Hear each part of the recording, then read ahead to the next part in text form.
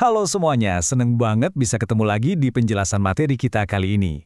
Nah, kalian kan udah jago nih, udah paham banget apa itu saham, cara kerjanya, kenapa harganya bisa naik turun, bedanya trading sama investasi, sampai urusan dividen dan capital gain yang bikin senyum-senyum sendiri. Mantap! Tapi sekarang waktunya kita naik level. Kalau kemarin kita cuma ngelihat satu pohon, sekarang kita bakal terbang ke atas dan ngelihat keseluruhan hutannya. Yap, kita bakal ngebahas pasar saham secara utuh. Jadi, pertanyaan logisnya gini, kalian udah tahu persis gimana harga satu saham bergerak, tapi gimana caranya kita mengukur pergerakan seluruh pasar saham di Indonesia dalam satu waktu? Nah, jawabannya ada di 3 huruf ajaib ini, IHSG. Tenang aja, kita bakal bedah konsep ini pakai bahasa sehari-hari yang super simple. Biar gampang, kita pecah pembahasannya jadi 5 bagian ya. Mulai dari apa itu IHSG sebenarnya, terus sejarah dan cara ngitungnya, kenapa nilainya bisa naik turun, fungsinya buat portofolio kalian, sampai strategi cerdas buat ngadepin gejolak pasar. Yuk langsung aja kita mulai. Kita masuk ke bagian pertama nih. Apa sih IHSG itu sebenarnya? IHSG itu singkatan dari Indeks Harga Saham Gabungan. Gampangnya gini deh, bayangin IHSG itu kayak termometer. Kalau termometer biasa kan buat ngecek suhu badan kalian tuh, lagi demam atau sehat. Nah, IHSG ini ngecek suhu dan kesehatan seluruh pasar saham di Bursa Efek Indonesia. Jadi, dia ini barometer utama yang ngukur rata-rata pergerakan harga semua saham yang ada di bursa kita. Simple kan? Lanjut ke bagian kedua, kita intip sedikit sejarahnya dan gimana sih cara ngitung suhu pasar ini? Kalian tahu nggak, pasar modal kita ini pertumbuhannya bener-bener gila-gilaan loh. Coba bayangin, balik ke tahun 1982, indeks ini tuh baru dimulai di angka dasar 100 poin aja, dan isinya cuma 13 perusahaan. 13! Terus bandingin sama sekarang, ekosistemnya udah masif banget, investor retailnya ada jutaan, malah sempat nembus rekor tertinggi sepanjang masa di atas level 8.600 pada tahun 2025, dan menyentuh puncak di atas 9.100 di 2026. Bener-bener meroket. Nah, kalau kalian ngintip ke balik layar atau baca jurnal akademik, mungkin bakal pusing ngelihat rumus matematika rumit kayak standar deviasi begini.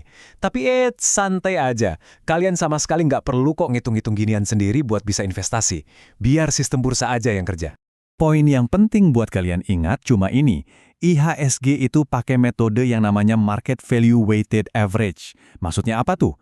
Intinya, perusahaan-perusahaan raksasa alias saham-saham blue chip itu ibarat punya jangkar yang gede banget.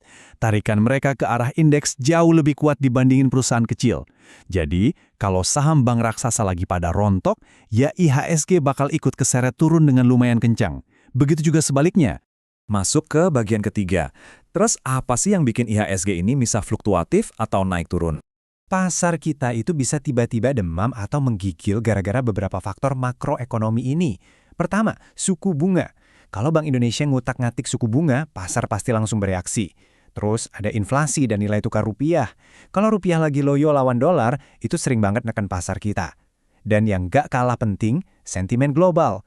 Karena ekonomi kita ini lumayan bergantung sama ekspor, naik turunnya harga komoditas global kayak batu bara atau minyak, itu benar-benar bisa nyetir arah IHSG.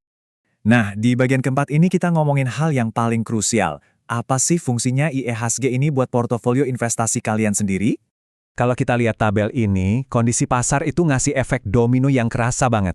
Waktu IHSG lagi naik, atau istilah kerennya bullish, optimisme orang-orang tuh lagi tinggi-tingginya. Ini ibarat air pasang yang ngangkat semua perahu. Jadi, nilai portofolio kalian berpotensi besar ikut naik.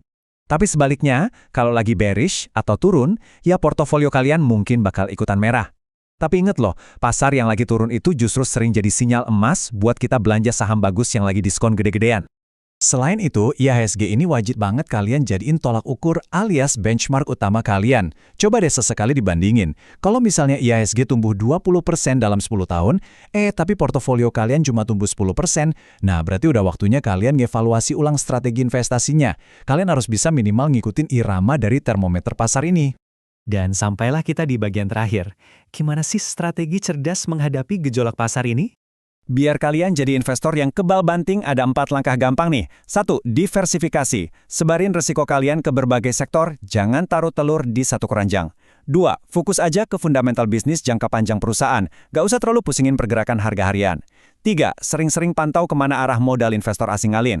Dan yang keempat, jangan panik. Ingat, bursa kita tuh punya fitur trading hold. Jadi kalau pasar tiba-tiba anjlok drastis, sistem bakal otomatis ngehentiin perdagangan sementara waktu buat nyegah kepanikan massal. Jadi aman pokoknya.